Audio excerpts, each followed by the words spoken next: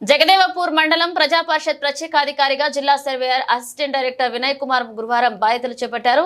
మండల ప్రజా పరిషత్ అధ్యక్షులు, ఎంపీటీసీ సభ్యులు పదవీకాలం ముగియడంతో మండల ప్రత్యేకాధికారులను ప్రభుత్వం నియమించింది.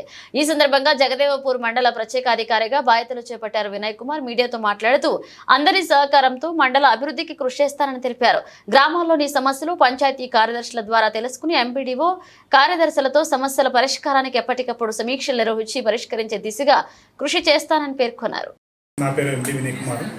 నేను ఏడీ survey land records department assistant డైరెక్టర్గా పనిచేస్తున్నాను. నాకు మండల స్పెషల్ ఆఫీసర్గా జగదేవ్పూర్ మండలి ఇచ్చారు. ఈరోజు నేను మండల స్పెషల్ ఆఫీసర్గా జగదేవ్పూర్కి ఛార్జ్ తీసుకోవడానికి ఇక్కడికి వచ్చాను.